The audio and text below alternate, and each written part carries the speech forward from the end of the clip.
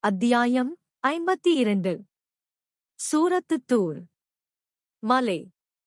அளவற்ற அருளாளனும் நிகரற்ற அன்புடையோனுமாகிய அல்லாவின் திருப்பெயரால் துவங்குகிறேன். தூர் மலை மீது சத்தியமாக. எழுதப்பட்ட நூலின் மீது சத்தியமாக.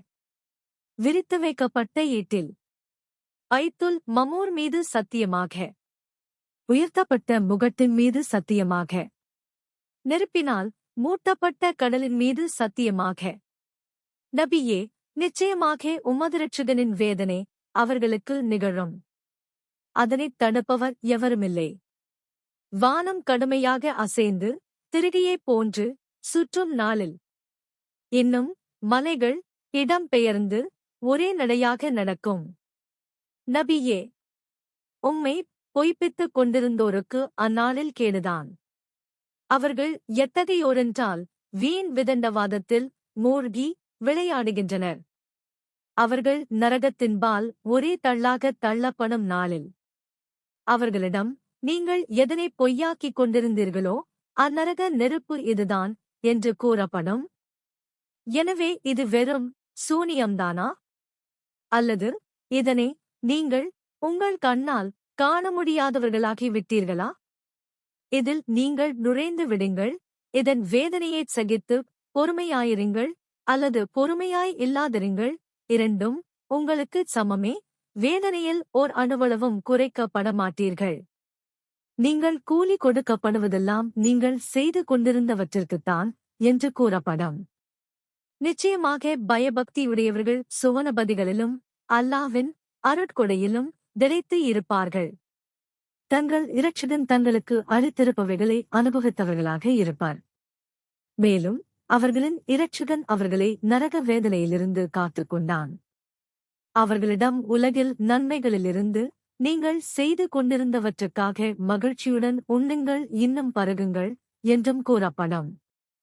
அணியணியாக போடப்பட்ட கட்டில்களில் உள்ள மஞ்சங்களின் மீது சாய்ந்தவர்களாக அவர்கள் இருப்பார்கள். நாம் அவர்களுக்கு ஹூருல் ஈன் என்னும் கண்ணழகிகளாகிய கன்னிகைகளை மணமுடித்து வைப்போம்.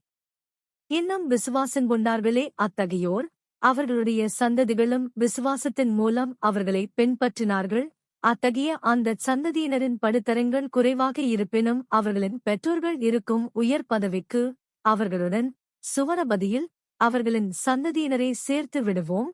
இதனால் அவர்களுடைய பெற்றோர்களின் நன்மையான செயல்களில் எதனையும் அவர்களுக்கு நாம் குறைத்து விடமாட்டோம். ஒவ்வொரு மனிதனும்தான் சம்பாதித்ததைக் கொண்டு பிணையாக்கப்பட்டிருக்கின்றான். பல வகையான பழத்தையும் அவர்கள் விரும்பக்கூடியதிலிருந்து பல வகையான இறைச்சியையும் கொண்டு அவர்களுக்கு நாம் ஏராளமாக கொடுத்து அதிகப்படுத்துவோம். அச்சுவனத்தில் ஒருவருக்கொருவர் மது கோப்பையை பரிமாறிக்கொள்வர். அதில் வீணானது இருக்காது. அதை அருந்துவதால் குற்றமுழைப்பதோ ஏற்படுவதில்லை. மேலும் அவர்களுக்குரிய பணிபுரியும் சிறுவர்கள் அவர்களைச் சுற்றிக் கொண்டே இருப்பார்கள். அவர்கள் சிப்பிகளில் மறைத்து வைக்கப்பட்ட கைப்படாத முத்துக்களைப் போல் பிரகாசமான தோற்றமளிப்பவர்களாக இருப்பார். மேலும் அவர்கள் ஒருவருக்கொருவர் விசாரித்துக் கொள்பவர்களாக அவர்களில் சிலர் மற்ற சிலரின் பால் முன்னோக்கியிருப்பார்கள். நாங்கள் முன்பு எங்கள் குடும்பத்தாரிடையே அவர்களுடைய நிலை என்னவாகுமோ என்று நிச்சயமாக பயந்தவர்களாக இருந்தோம் என்று கூறுவார்கள்.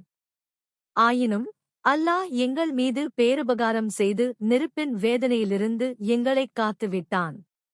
நிச்சயமாக இதற்கு முன்னர் வேதனையிலிருந்து எங்களைக் காக்குமாறு நாங்கள் அவனை பிரார்த்தனை செய்து அழைத்துக் கொண்டிருந்தோம். நிச்சயமாக அவனே மிக கூடுதலாக உபகாரம் செய்பவன், மிக கிருபையுடையவன் என்றும் கூறுவார்கள். ஆகவே நபியே, அல்லாவின் தூதை எத்தி வைத்து அவன் இறக்கி வைத்த குரானின் மூலம் அவர்களுக்கு நினைவுபடுத்துவீராக. உமது இரட்சகனின் அருளால் நீர் குறிகாரரல்லர், பைத்தியக்காரருமல்லர். அல்லது உம்மைப் பற்றி அவர் ஒரு கவிஞர் தாம், அவருக்கு இறப்பெனும் காலச்சூழலை நாம் எதிர்பார்த்திருப்போம் என்று அவர்கள் கூறுகின்றனரா? ஆகவே அவர்களிடம் அதனை நீங்கள் எதிர்பார்த்திருங்கள். என்ன நடக்கிறதென்பதை நிச்சயமாக நான் உங்களுடன் எதிர்பார்ப்பவர்களில் உள்ளவன் என்று கூறுவீராக. அல்லது நபியே, உம்மை பற்றி கவிஞர், பைத்தியக்காரர், குறிகாரர் என்றெல்லாம் கூறுமாறு அவர்களுடைய அறிவுகள்தான் இவ்வாறு அவர்களை ஏவுகின்றனவா? அல்லது அவர்கள் வரம்பு மீறிய கூட்டத்தினரா? அல்லது அவர் அதனை கற்பனை செய்து கொண்டார் என்று அவர்கள் கூறுகின்றனரா? இல்லை, அவர்கள் விசுவாசங்கொள்ள மாட்டார்கள். எனவே நபியே, இவ்வாறு கூறுவதில் அவர்கள் உண்மையாளர்களாக இருந்தால் இதை போன்ற செய்தியை அவர்கள் கொண்டு வரட்டும். அல்லது அவர்கள் எப்பொருளுமின்றி தாமாகவே படைக்கப்பட்டு விட்டனரா? அல்லது அவர்கள்தான் படைக்கின்றவர்களா? அல்லது வானங்களையும் பூமியையும் அவர்கள் படைத்தார்களா? அல்ல, இவைகளையெல்லாம் படைத்தவன் அல்லாஹ்தான். அவனை இவர்கள் உறுதி கொள்ள மாட்டார்கள். அல்லது அவர்களிடம் உமது இரட்சகரின் களஞ்சியங்கள் இருக்கின்றனவா? அல்லது இவர்களே அவற்றை ஆதிக்கம் செலுத்துபவர்களா? அல்லது இவர்களுக்கு வானத்தில் ஏறிச் செல்ல ஏணி இருந்து அதில் ஏறி அங்கு பேசப்படுபவற்றை செவிமடுக்கிறார்களா? அவ்வாறாயின் அவர்களில் கேட்டு வந்தவர் தெளிவான ஒரு சான்றைக் கொண்டு வரட்டும்.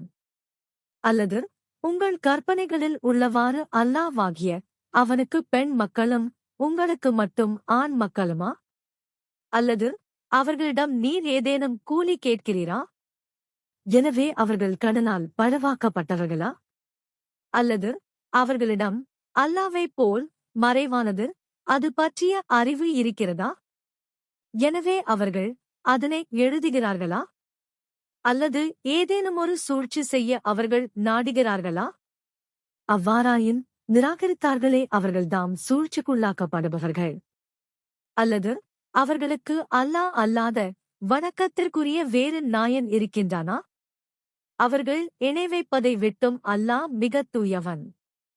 மேலும் வானத்திலிருந்து இடிந்து துண்டுகள் விழுவதை அவர்கள் கண்ணால் காண்பார்களானால் அது வானமல்ல, அது அடர்த்தியான மேகம்தான் என்று கூறுவார்கள்.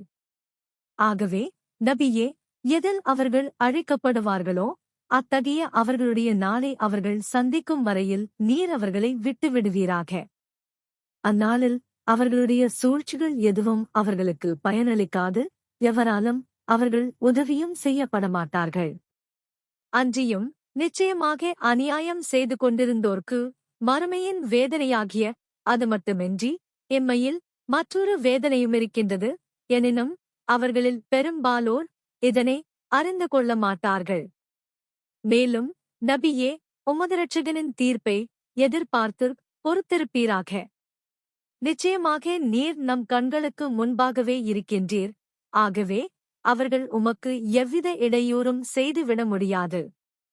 மேலும் நீர் நித்திரையிலிருந்து எழுந்த நேரத்தில் உமது இரட்சகரின் புகழைக் கொண்டு துதி செய்து கொண்டிருப்பீராக.